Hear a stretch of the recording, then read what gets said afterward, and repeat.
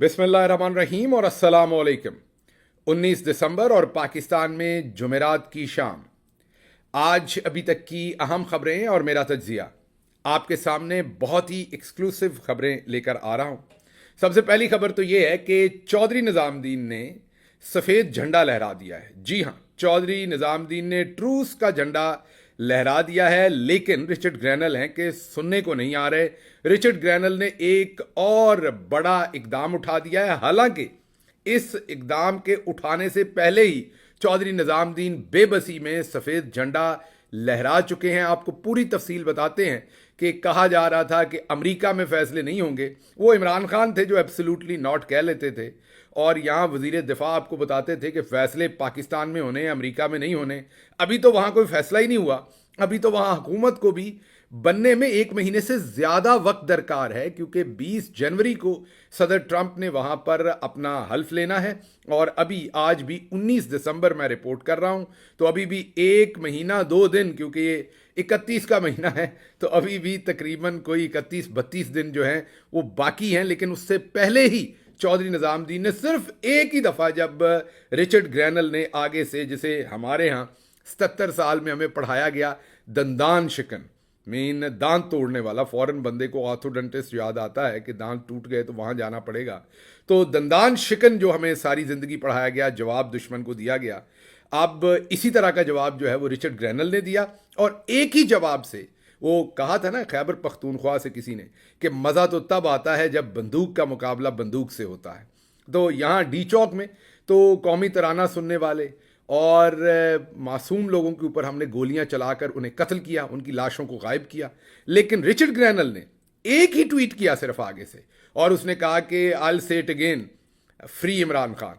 इसी से होश इतनी टुकाने आ गई कि मैं आपको एक्सक्लूसिव खबर दे रहा हूं कि चौधरी निजामुद्दीन साहब ने पाकिस्तान के तमाम टीवी चैनल्स को यह पैगाम भेजा है कि किसी किस्म की आइंदा बदतमीजी जो है वो रिचर्ड ग्रैनल साहब के साथ या ट्रंप एडमिनिस्ट्रेशन का जिक्र करते हुए ना की जाए। उनके शायान शान उन्हें इज्जत दी जाए। ये अल्फाज हैं जो मैं आपको रिपीट कर रहा हूं, उनके शायान शान उनको इज्जत दी जाए और उनके बारे में कोई ऐसी बात ना की जाए।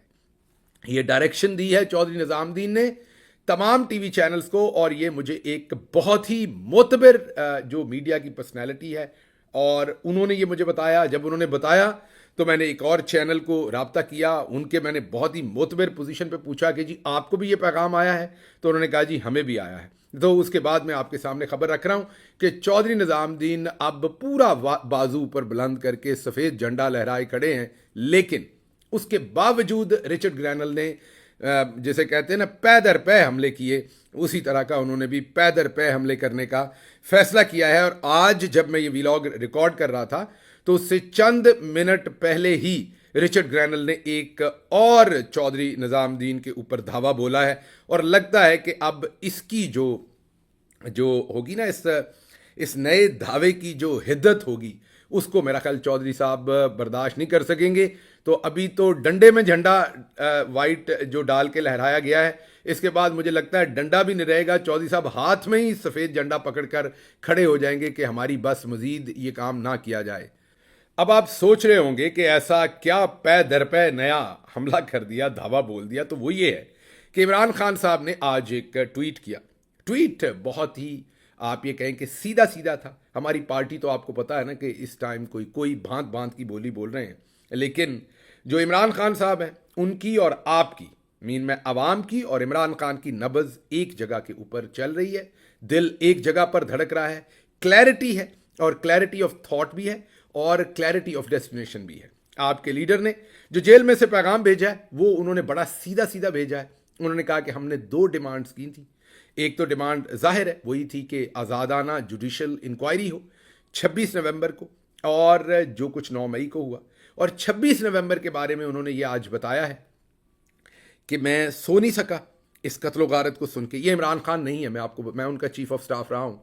मुझे पता है कि वो जल्दी तकलीफ़ और दुख को इतना ज़्यादा अंदर अपने ऊपर तारी नहीं करते, बहुत दलेर हैं वो। और सोचिए कि अगर वो ये कह रहे हैं कि मुझे नींद की गोली खानी पड़ी, तो ये शायद आम लोगों के लिए तो ये आम बात हो, लेकिन इमरान खान के लिए आम बात नहीं है। मैं उनको जानता हूँ, इमरान खान के बारे में जो मर्जी ये लोग बकवास करते रहें, लेकिन इमरान खान के करीब से नींद की गोली भी नहीं गुजरती और वो बड़ी खुश नींद सोते हैं क्योंकि उनका ज़मीर बिल्कुल क्लियर है। और सोचिए कि अगर वो ये कह रहे हैं कि 26 नवंबर की कत्लो गारत का जब सोचता हूँ, उनके माँ बाप के बारे में सोचता हूँ, जब सोचता हूँ कि किस तरीके से मासूम लोगों को गोलियां मारी गई, तो मैं जेल में सो नहीं पा रहा। नींद की गोली खाने के बावजूद मुझे नींद नहीं आती। अगला जुमला उन्होंने कहा कि जब तक मेरी ज़िंदगी है मैं किसी सूरत इनके कत्ल का इंसाफ लिए बगैर नहीं रहूँगा। हमेशा कोशिश करूँगा कि इनका जो कत्ल गारत की गई इसका इंसाफ लिया जाए, इसका एहतसाब किया जाए। अब ये है इमरान खान की पोजीशन। इसको छोड़िए शहबाज गिल कहाँ फिर रहा है, आपको कई शहबाज गिल नजर आएंगे। कोई भांत भांत की बोली बोलेगा, कोई सोशल मीडिया के पीछे पड़ा होगा, कोई इधर को पड़ा होगा। इन सब का मकसद नैरेटिव को डिल्यूट करना है। लेकिन आप देखिए कि गेंद जो है वो कप्तान के हाथ में है और वो एक ही लाइन और लेंथ के ऊपर गेंद कर रहे हैं और उनको पता है कि पाकिस्तान की और पाकिस्तानी कौम की मंजिल किस तरफ है। दूसरी बात उन्होंने कही कि दूसरी डिमांड हमारी ये है कि मासूम लोगों को जेलों से फौरन रिहा किया जाए और ये उन्होंने कहा पाकिस्तान के वसीतर मफाद में हमने इसी के ऊपर मुज़ाकरात की दावत दी और अपनी सिविल नाफरमानी की जो मुहिम थी उसको चंद दिन के लिए डिले किया कि कल को हुकूमत ये ना कहे हमें मौका ही नहीं दिया। और उन्होंने कहा कि बजाय इसको सीरियस लेने के इसका मजाक उड़ाया गया और मजाक इसीलिए उड़ाया गया कि इनका मुल्क के साथ कोई इंटरेस्ट नहीं है। अगर होता तो ये हमारी ऑफर को सीरियस लेते। तो अब उन्होंने कहा कि इस जुमेरात तक अगर हमारी ये इस इतवार तक अगर हमारे मामलात ना माने गए तो फिर सिविल नाफरमानी शुरू हो जाएगी। और ओवरसीज पाकिस्तानियों को उन्होंने कहा है कि आपने अपने रेमिटेंसेस जो हैं वो भेजने बंद करने पाकिस्तान में, हर तरह के रेमिटेंसेस, ताकि इनका तो एक ही इंटरेस्ट है, आपको पता है, ते लुटो ते फुटो। और उसके लिए यही है कि इन्होंने लूटना है। लूटते ये कैसे हैं? जो आपके रेमिटेंसेस के बाहर से पैसे आते हैं या IMF से कर्जे आते हैं उन्हीं में से ये माल लूटते हैं। पाकिस्तान के अंदर तो अब पैसा रहा नहीं, इसलिए जब आप पैसे बंद करेंगे तो सबसे ज़्यादा इनको तकलीफ होगी। तो ये दो इमरान खान ने वाजे जो डिमांड रखी हैं और वाजे इनके ऊपर अपनी हिकमत अमली भी दे दी है और ये भी बता दिया है कि जो उन्होंने मुज़ाकरात की बात की थी उसको ये किस तरफ ले गए। अब आते हैं जो रिचर्ड ग्रैनल ने, मैंने आपको कहा कि पै दर पै वो इनके ऊपर हल्ला बोल रहे हैं। नया हल्ला उन्होंने ये बोला है कि उन्होंने इमरान खान के इस ट्वीट को रीट्वीट कर दिया है। अब अगर तो आपको ये सब मजाक लग रहा है किसी को तो मैं कुछ नहीं कह सकता, लेकिन ये कोई जावेद चौधरी साहब रीट्वीट नहीं कर रहे, ये कोई पाकिस्तानी पॉलिटिशियन रीट्वीट नहीं कर रहा, ये कोई अमेरिका में अमेरिका का कांग्रेसमैन रीट्वीट नहीं कर रहा, ये रिचर्ड ग्रैनल रीट्वीट कर रहा है इमरान खान को। और रिचर्ड ग्रैनल कौन है? जिनको मैन ऑफ स्टील नर्व्स कहते हैं प्रेसिडेंट डोनाल्ड ट्रंप। रिचर्ड ग्रैनल वो हैं जिन्होंने जर्मनी को घुटने टेकने पर मजबूर कर दिया। बहुत सारे लोगों को शायद ये नहीं पता कि यूरोप में जो सबसे तगड़ा प्लेयर है अमेरिका के बाद वेस्टर्न वर्ल्ड में, वो जर्मनी है। जर्मनी नेटो का सबसे बड़ा प्लेयर है, यूरोपीय यूनियन का भी सबसे बड़ा प्लेयर है, सबसे बड़ी इकोनॉमी जर्मन है, सबसे ज्यादा पैसा जर्मनी के पास है, सबसे ज्यादा डिफेंस के ऊपर कंट्रीब्यूट जर्मनी करता है। जर्मनी जो है वो अपनी GDP का 1.17 शायद देता था, नेटो में कंट्रीब्यूट करता था। प्रॉमिस उनका 2% तक था। फिर रिचर्ड ग्रैनल को भेजा प्रेसिडेंट ट्रंप ने वहां पर वजीर बना के, अपना सफीर बना के जर्मन, और उन्होंने कहा कि फौरी 2% करें। जर्मनी पूरा हिल के रह गया, वो नहीं करना चाहते थे। रिचर्ड ग्रैनल ने उनकी नहीं सुनी। जर्मनी ने पूरा जोर लगा लिया, अपनी पूरी लॉबिंग की अमेरिका में, हर तरह से। जैसे चौधरी ने पहले जियो से हमला रिचर्ड ग्रैनल पे किया, इसी तरह के काम, बिल्कुल इस तरह के तो नहीं, लेकिन इस तरह के काम वहां पर भी करने की कोशिश की गई पॉलिटिकली। रिचर्ड ग्रैनल फंसे रहे। जर्मनी के जो चांसलर, वो पूरी कोशिश की, उन्होंने मुलाकातें की, इनको प्रेशराइज करने की कोशिश की, सब कुछ हुआ, लेकिन रिचर्ड ग्रैनल ने कहा कि 2% निकालें। इस बात पे फिर बात खत्म हुई कि हम 1.4 के करीब जाते हैं और अगले 1-2 सालों में 2 पे चले जाएंगे, हमें मोहलत दें। वो तो फिर खुशकिस्मती जर्मनी की, बदकिस्मती अमेरिका की कि पीछे से ट्रंप का जो वक्त था वो खत्म हो गया 4 साल का। और 2020 में फिर रिचर्ड ग्रैनल को, क्योंकि वो ट्रंप ने सफीर लगाए हुए थे, बाइडन तो उन्हें वहां नहीं रखेंगे, तो रिचर्ड ग्रैनल को जर्मनी से अपनी मुद्दत वक्त से पहले खत्म करके वापस लौटना पड़ा। अब रिचर्ड ग्रैनल को, जी हां, उसी रिचर्ड ग्रैनल को सदर ट्रंप ने ऐसे इलाकों का स्पेशल इन्वॉय बनाया है, स्पेशल टास्क दिया, स्पेशल थानेदार बनाया है जिन इलाकों के अंदर मसले चल रहे हैं, नॉर्थ कोरिया, वेनेजुएला, पाकिस्तान और दुनिया की कोई जगह भी, उनके बारे में जो फैसले हैं वो यही करेंगे और यही करवाएंगे। अब वो शख्सियत इमरान खान के ट्वीट को रीट्वीट कर रही हैं, वो शख्सियत ये कह रही हैं, ये तो कहते हैं ना कि वो उनके ऊपर ये होमोफोबिक हमले करते हैं। हालांकि मैंने आपको कहा कि पाकिस्तान के अंदर बहुत सारे लोग, हम गवर्नमेंट में थे, हमारे पास इंटेलिजेंस रिपोर्ट्स आती थी, जाहिर है वो आपकी नज़र से गुजरती थी। बहुत सारे पाकिस्तान के अंदर, एक तो बहुत बड़ी मीडिया की पर्सनैलिटी हैं, उन्होंने इसी किस्म का एक ऑपरेशन अमेरिका से करवा डाला था, लेकिन क्योंकि वो ज़ाती नोयत की बात है तो मैं उसमें नहीं जाऊंगा, वो हर एक का अपना फेल है, वो जाने और रब जाने। इसी तरह और बहुत सारे हैं जिनकी अपने अपनी ओरिएंटेशंस हैं, अपनी अपनी प्रेफरेंसेस हैं, लेकिन रिचर्ड को इन्होंने सिंगल आउट करने की पहले कोशिश की। उसका जवाब इनको जो मिला रिचर्ड की तरफ से, उसके बाद फिर सफ़ेद झंडा मैंने आपको बता दिया है कि चौधरी निज़ामुद्दीन ने उठाया है। सफ़ेद झंडा उठाने के बाद फिर ये पै दर पै जो है ये हल्ला आया है, नया हमला तो नहीं मैं कहूँगा, हल्ला आया है, और अब उन्होंने रीट्वीट किया है, मतलब कि इंडोर्स किया है इमरान खान की इन डिमांड्स को। और अब देखते हैं कि चौधरी निज़ामुद्दीन आगे से क्या करते हैं। ये अब मजाक नहीं है, मैं सिर्फ आपको बता दूं, ये कोई तज्जिए की बात नहीं है, ये कोई शहबाज गिल एक्साइटमेंट सेल नहीं कर रहे, ये कोई आपको मैं जो है वो सनसनी नहीं बेच रहा, जो कि मैं हत्तल वसा कोशिश करता हूं कि मेरे व्लॉग का हिस्सा ना हो, मैं जज्बातियत आपके सामने ना रखूं। ये जो डिप्लोमेसी को समझते हैं, जो स्टेट क्राफ्ट को समझते हैं, ये आप किसी उससे पूछ लें। मैं कोशिश करूंगा कि मैं किसी सीनियर जो साबिक सफारतकार रहे हैं उनका कोई इंटरव्यू आपके सामने रखूं, और ये बहरहाल अब मामला सीरियसनेस इख्तियार कर गया है। और अब ये जो नया रिचर्ड ग्रैनल का ट्वीट को रीट्वीट करना, और ये आम ट्वीट नहीं है, इसमें इमरान खान अपनी डिमांड रख रहे हैं, इसमें इमरान खान अपना कोर्स ऑफ एक्शन रख रहे हैं, इसमें इमरान खान जो कत्ल हुए लोग जिनको शहीद किया गया उनका मुद्दा रख रहे हैं। ये पूरे का पूरा केस है जो चौधरी निज़ामुद्दीन के खिलाफ इमरान खान का है, उसको रख रहे हैं। और रिचर्ड ग्रैनल जो है वो अब जाहिर है वो बगैर इंटेलिजेंस रिपोर्ट्स के, बगैर सच्चाई जाने कभी भी वो इसको इंडोर्स ना करते, इस पैगाम को, अगर उन्हें इसकी हकीकत का पता ना होता।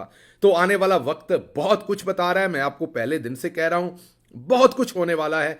आपने सिर्फ अब इंतजार करना है और अपने रब की तरफ देखना है। चौधरी निज़ामुद्दीन का जो जुल्म का, फरौनियत का जमाना था, मुझे लग रहा है कि अब उसमें कमी आएगी। बाकी कोई पता नहीं होता, अल्लाह के काम है, हो सकता है अभी रस्सी और दराज करनी हो, लेकिन मुझे काम जो है वो अब खराब होते नजर आते हैं। और इमरान खान अब सिविल नाफरमानी की तरफ जाता हुआ मामला देख रहे हैं, और ये इतवार के बाद काम शुरू हो जाएगा। हम आपके सामने मुकम्मल प्लान रखेंगे इंशाल्लाह कि किस तरीके से हम इसको बेहतर हैंडल कर सकते हैं। अगर ये सिविल नाफरमानी शुरू हुई, इन्होंने मुतालबात ना माने, तो फिर उसका पूरा कोर्स ऑफ एक्शन आपके सामने रखेंगे। अगली खबर, आज इमरान खान साहब की शाह महमूद कुरैशी, अली अमीन गंडापुर समेत पार्टी के दीगर रहनुमाओं से बातचीत हुई है। अली अमीन गंडापुर साहब की मेरे से कोई 1 घंटा या उससे भी लंबी डिस्कशन हुई थी पिछले दिनों, और सारा ये जो सब कुछ चल रहा है इसके ऊपर उन्होंने अपना पॉइंट ऑफ व्यू दिया था। वो क्योंकि हमारी प्राइवेट बातचीत थी, वो तो मैं यहाँ नहीं रख सकता, लेकिन उसके अंदर उन्होंने जाकर इमरान खान साहब से क्या बातचीत करनी थी और उनका क्या इस सारी चीज़ के अंदर पॉइंट ऑफ व्यू है, वो उन्होंने मेरे से शेयर किया था। आज बहरहाल इमरान खान साहब से अली अमीन गंडापुर, शाह महमूद कुरैशी, उनकी मुलाकात हुई है। अभी उनसे जब हमारी दोबारा बात होगी तो जाहिर है हमें पता चलेगा कि क्या point of view Imran Khan साहब के साथ बात करने के बाद वो अपना क्या पॉइंट ऑफ व्यू दे सकें और इमरान खान साहब ने क्या डायरेक्शंस दी हैं। अच्छा जी, अगली खबर जो मैंने आपके सामने रखनी है वो स्टॉक एक्सचेंज की है। स्टॉक एक्सचेंज में 10,000 पॉइंट्स की कमी आई। जी हाँ, दुरुस्त सुन रहे हैं, 10,000 पॉइंट्स, दूसरे लफ्जों में क्रैश कर गई है। अब ये क्रैश क्यों की है, इसकी बात तो हमने उसी दिन बता दी थी। मैंने आपको बताया था कि मुन्नी सी स्टॉक एक्सचेंज है हमारी। पहले इसमें 45 अरब 90 बिलियन अरब, 90 बिलियन भी कह रहा हूं, अरब भी कह रहा हूं, 90 अरब डॉलर थे पहले इसके अंदर, तकरीबन 90 से 95 अरब डॉलर 2017 में। अब ये सिर्फ 45 अरब डॉलर का इसका पूरे का पूरा साइज रह गया है। ये वैसे तो बहुत बड़ी रकम है, जाहिर है 45 अरब डॉलर, लेकिन किसी मुल्क की स्टॉक एक्सचेंज के लिए ये कोई बड़ी रकम नहीं, बहुत मुन्नी सी रकम है। अब जब इस मुन्नी सी रकम में कोई 300-400-500 मिलियन डॉलर डालता है और उसको पता भी हो कि ये मैंने ज्यादा कर लेना है, तो तूफान आ जाता है, गर्म हो जाता है वो सारे का सारा।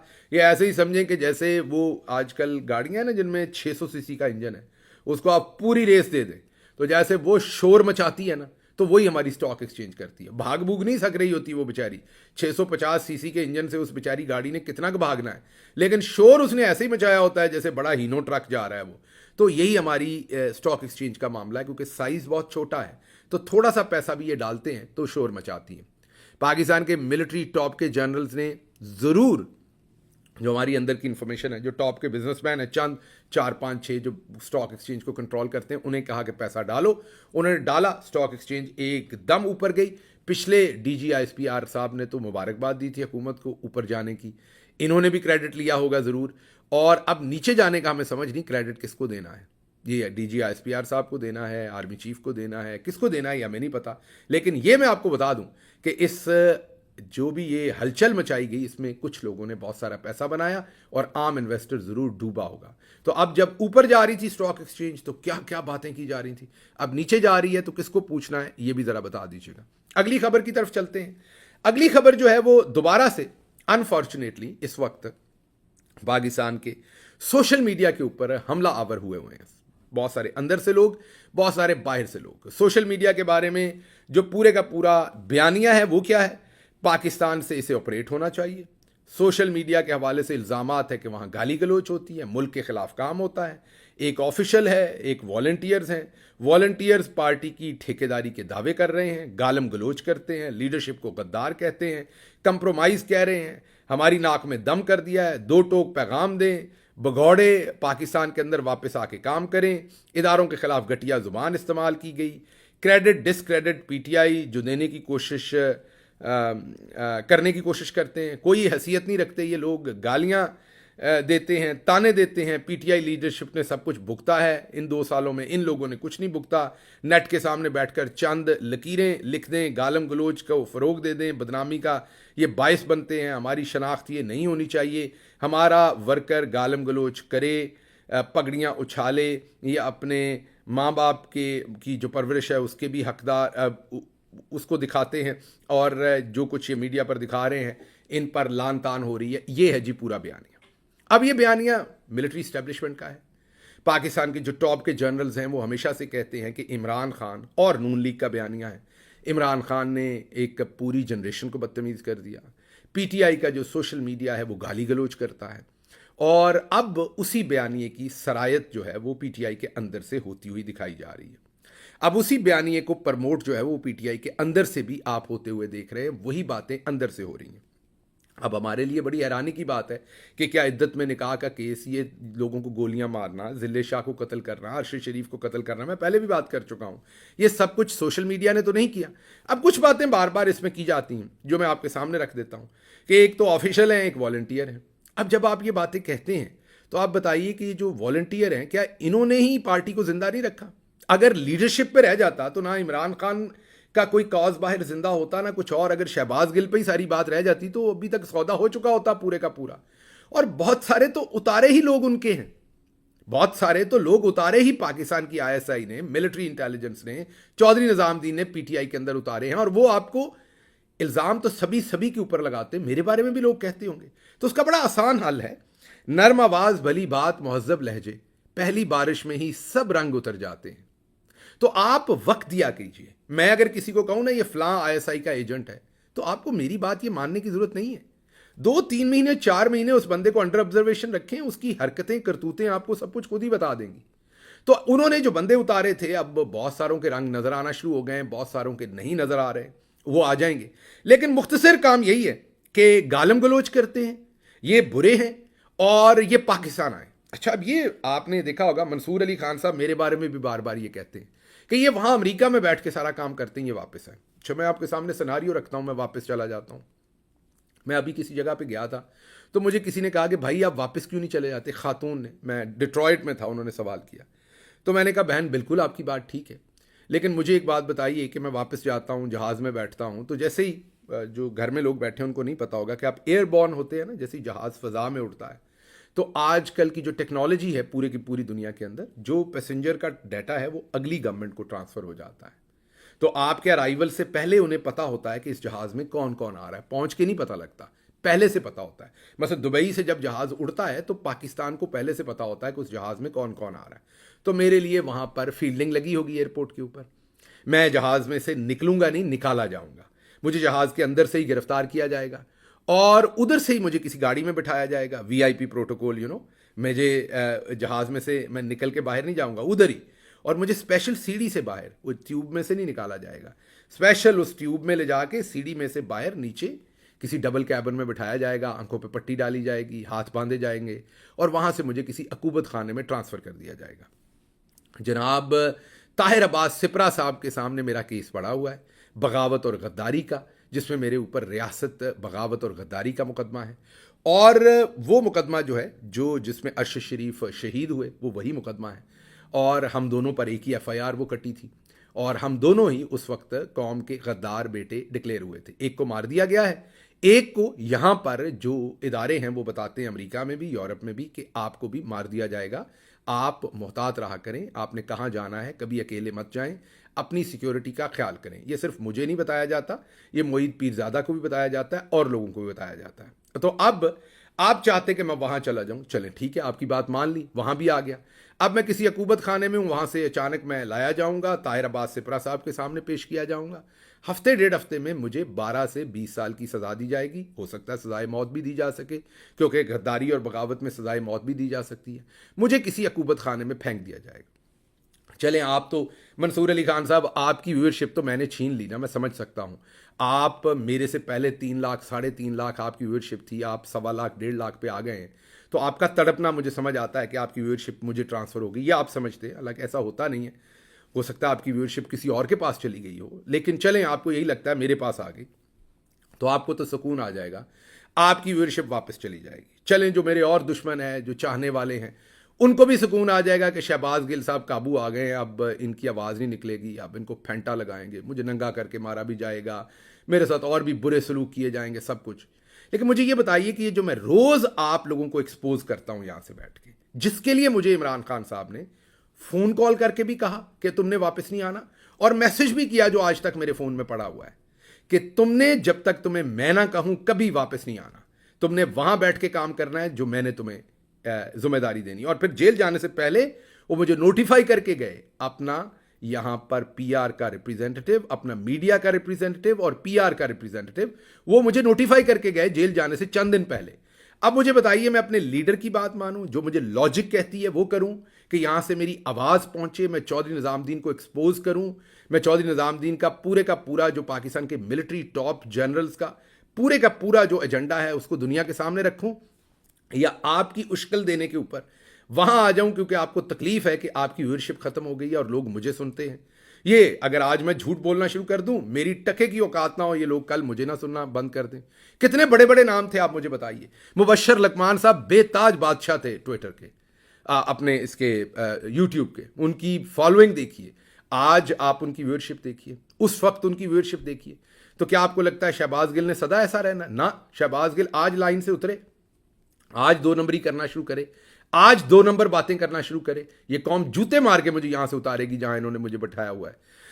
तो ये सब कुछ जो होता है, ये कौम इतनी बेवकूफ़ नहीं है, ये बहुत इंटेलिजेंट है। तो ये जो बार बार कहा जाता है कि वापस आएं, वापस आएं, वापस आकर आप यहां पर ये करें, वापस आकर आप यहां पर ये करें, ये हमारी समझ से बाहर है कि इसमें से ये लोग निकालना क्या चाहते हैं।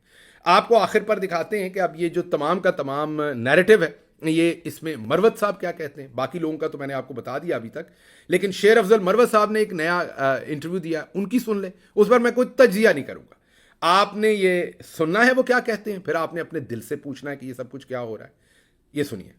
सोशल मीडिया के हवाले से हम पे बहुत सारे इतराज़ात लग रहे हैं, इल्ज़ामात लग रहे हैं। एक ऑफिशियल मीडिया है और एक वॉलंटियर्स हैं। जो वॉलंटियर्स हैं उसमें बहुत सारे लोग जो हैं वो अब पार्टी की ठेकेदारी के दावे कर रहे हैं, गालम गलोच पे आए हुए हैं, लीडरशिप को गद्दार कर रहे हैं, हर एक को कंप्रोमाइज का जो है खुतबा और फतवे दे रहे हैं। ऐसे लोगों ने जो है हमारा भी नाक में दम किया हुआ है। कुछ लोग साफी अपने आप को कहलवाते हैं, कुछ लोग ऐसे भी हैं जो भगोड़े हैं, यहाँ से गए हैं और इन्होंने पाकिस्तान के इदारों के खिलाफ ऐसी घटिया ज़बान इस्तेमाल की है। ये लोग कोई हैसियत नहीं रखते हैं जो बाहर जाके बैठ के गालियां दे, या तो लिहाजा इनसे हमारा कोई ताल्लुक नहीं है। अगर कोई बड़ा पाने खान है मेरी तरफ से जो है पर पीछू लानत है उस पे। सुन लिया आपने, मेरा कोई तज्जिया नहीं, आप जाने, आपका दिल जाने, आपका रब जाने। मुझे यहां से इजाजत दीजिए। अल्लाह आपका हामी नासिर हो। पाकिस्तान जिंदाबाद।